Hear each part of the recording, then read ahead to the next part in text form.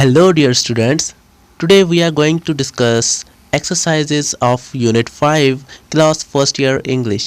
तो जैसा कि हम ये रीड आउट कर चुके हैं, इसको हमने एक्सप्लेन भी किया था। आज हम इसकी एक्सरसाइजेस को सॉल्व करने जा रहे हैं।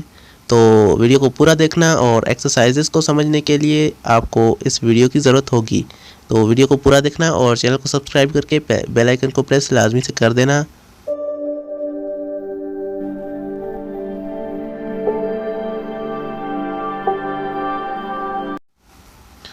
तो ये रही हमारी एक्सरसाइजेज। इसमें सबसे पहले वाली एक्सरसाइज जो है वो है हमारी वर्ड मीनिंग की एक्सरसाइज, और इसको हम सबसे पहले सॉल्व करेंगे। इसमें हमें मीनिंग लिखनी है ये कॉलम बी में, और कॉलम ए में हमें वर्ड दिए हुए हैं। तो ये मैंने सॉल्व की है, मैं आपको वहाँ पर डायरेक्ट चल के दिखाता हूँ। तो ये रही हमारी एक्सरसाइज, और इसमें आप देखें कि कौन से वर्ड की कौन सी मीनिंग है। सबसे पहला जो वर्ड है वो है सोलेनली। सोलेनली की मीनिंग क्या है? Sincerely with dignity. सोलेनली के मतलब होता है सच्चाई से। कोई भी काम हम सच्चाई से कर रहे हैं तो हम बोलेंगे solely, we are doing solely, we are doing this work solely. ठीक है, तो डिग्निटी से, अजमत से कोई काम कर रहे हैं तो होगा सोलेनली। उसके बाद सेकंड है हमारा terrible. Terrible means horrible, frightful, खौफनाक, जिसे हम खौफनाक कह सकते हैं। ठीक है, तो खौफनाक, this work is very terrible, या फिर कोई भी चीज़ खौफनाक है तो उसे हम टेरिबल कह सकते हैं। ठीक है, उसके बाद थर्ड वर्ड है हमारा detective, investigator, private operator. Investigator means छानबीन करने वाला, प्राइवेट ऑपरेटर मीन्स कोई प्राइवेट आदमी रखा है जो मतलब उसको ऑपरेट करता है, काम करता है, मैनेज करता है, उसको हम डिटेक्टिव कहते हैं। ठीक है, तो दूसरे वर्ड्स में डिटेक्टिव को जासूस भी कहते हैं, या फिर कोई इन्वेस्टिगेटर होता है और प्राइवेट ऑपरेटर भी होता है। ठीक है, मिस्टीरियस की मीनिंग है puzzling, strange, difficult to understand. ऐसी कोई चीज़ जो हमें बहुत ही कंफ्यूज कर रही है, बहुत ही स्ट्रेंज है, एक अलग किस्म की चीज़ है, उसको हम मिस्टीरियस कहते हैं। ठीक है, उसके बाद है विस्पर्ड।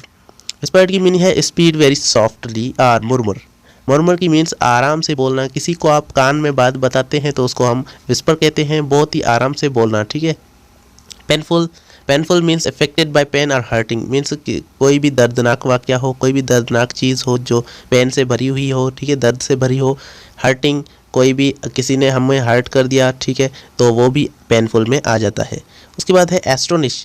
एस्टोनिश की मीनिंग है ग्रेटली सरप्राइज्ड और अमेज्ड। सरप्राइज हो जाना, ठीक है, ताजुब में आ जाना। उसके बाद अमेज्ड, ठीक है, अमेजिंग, बहुत ही चीज़ को, कोई चीज़ अमेजिंग चीज़ हम देखते हैं तो हम अमेज्ड हो जाते हैं, सरप्राइज हो जाते हैं, एस्टोनिश हो जाते हैं, हैरान हो जाते हैं। ठीक है, तो उसको हम एस्टोनिश कहते हैं। उसके बाद हमारा है hello. Hello, hello means without significance, meaningless, means कोई बेमकसद चीज़ हो, कोई बेमतलब चीज़ हो, कोई ऐसी चीज़ जो जिसका कोई काम ही ना हो, जिसकी कोई अहमियत ना हो। सिग्निफिकेंस मीन्स अहमियत, ठीक है, मीनिंगलेस हो, जो बेमतलब हो, उसको हम बोलते हैं हलो। उसके बाद है टेम्पर। टेम्पर मीन्स हमारे पास एंगर आर एनोइंग इरिटेशन। हमारे पास कोई ऐसी चीज़ है जो बहुत ही हमें गुस्सा दिलाती है, ऐसी कोई चीज़ जो मतलब इसको टेम्पर की मीनिंग है गुस्सा, या कोई गुस्सा ही है। ठीक है, एनोइंगनेस या फिर इरिटेशन, हम इरिटेट हो जाते हैं किसी पे।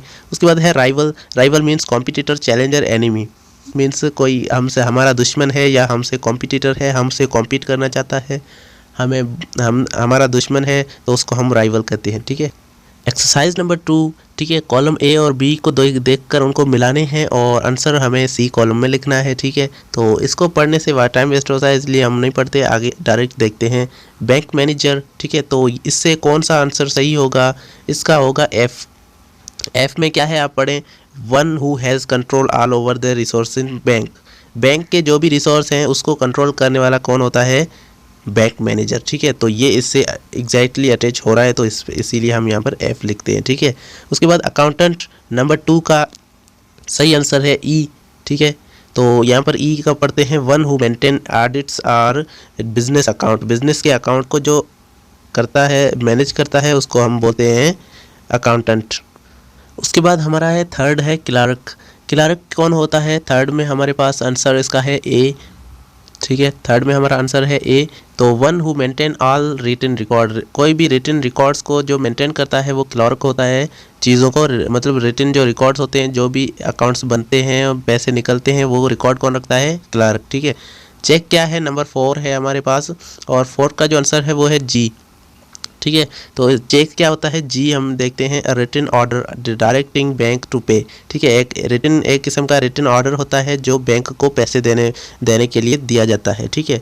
उसके बाद ट्रांजेक्शन का इसका आंसर होगा सी, ठीक है। Dealing and exchange means deal करना, एक्सचेंज देना, पैसे लेना निकालना, ठीक है, उसको हम ट्रांजेक्शन बोलते हैं। डिपॉजिट मीन्स पैसे डालना, तो इसका सही आंसर होगा बी, ठीक है।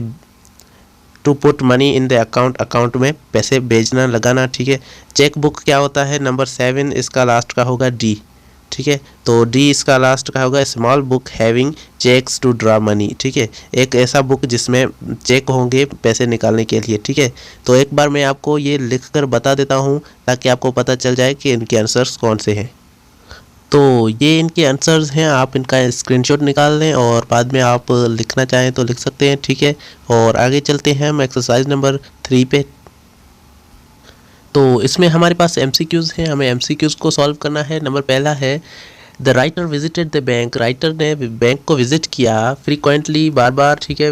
A month, yearly, first time, इनका सही आंसर है फर्स्ट टाइम, ठीक है। तो वो पहली बार बैंक में जा रहे थे। नंबर 2 है the writer salary was raise to, writer की जो सैलरी थी वो किस तक बढ़ाई गई थी, तो इसका सही आंसर है बी, $50, ठीक है। तो पहले का ए है, बी का दूसरे का बी है, ठीक है।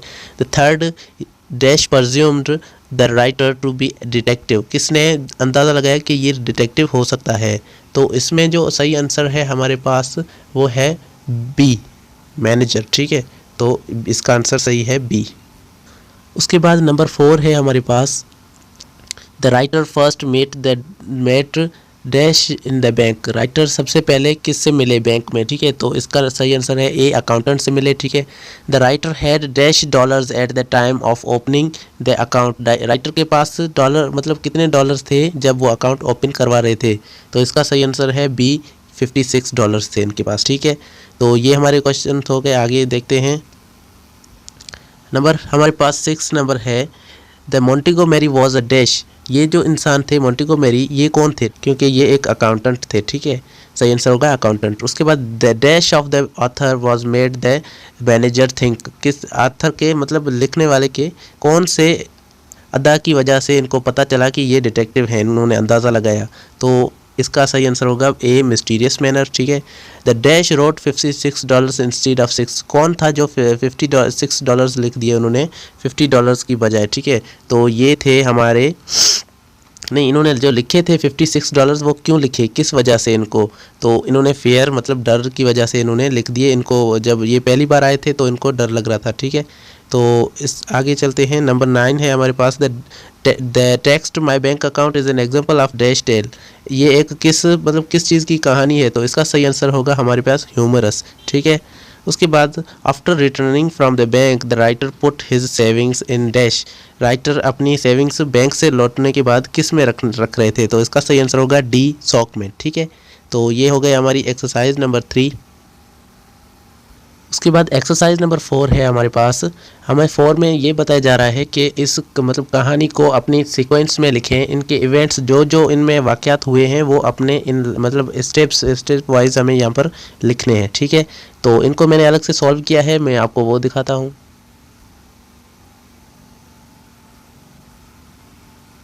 तो ये यहाँ पर हमारे पास सीक्वेंस ऑफ इवेंट्स लिखे हुए हैं, आप इन्हें पढ़ सकते हैं। द राइटर इंटर्स इनटू, सबसे पहले फर्स्टली इन्होंने क्या किया, ये बैंक में इंटर हुए अकाउंट खुलवाने के लिए, ठीक है, बैंक में दाखिल हुए। सेकेंडली उसके बाद इन्होंने क्या किया, he meets the accountant ask for the manager, उन्होंने अकाउंटेंट से मिले और उन्होंने मैनेजर से मिलने के लिए उनको बोला कि मैनेजर कहाँ है, ठीक है। आफ्टर दैट उसके बाद ही sees the manager alone and tell him he want to open an account, उसके बाद वो मैनेजर से मिले और उन मैनेजर से कहा कि मैं एक अकाउंट खुलवाना चाहता हूँ, ठीक है। देन उसके बाद क्या हुआ, he again met the accountant who sent him to clerk, फिर से ये अकाउंटेंट के पास उनको भेजा गया और उन्होंने उनको क्लार्क के पास भेजा, ठीक है। लेटर उसके बाद क्या हुआ, he goes to form, he gets a form to open an account, deposit money and withdrawal all his money, इन्होंने क्या किया, ये अपने अकाउंट इन्होंने खुलवाया, ठीक है, एक फॉर्म दिया गया वो इन्होंने फिल किया, उसके बाद इन्होंने अकाउंटेंट का खुल गया और उनके पास इसने पैसे डलवाए और फिर से निकाल भी लिए इन्होंने, ठीक है। फाइनली उसके बाद ही लीव्स द बैंक, उसके बाद इन्होंने बैंक को छोड़ दिया। ठीक है, तो आज की इस वीडियो में हम इतने ही 4 एक्सरसाइज को डिस्कस किया। आज हमने पोस्ट रीडिंग की एक्सरसाइज मतलब क्वेश्चन आंसर्स हम नेक्स्ट वीडियो में देखेंगे।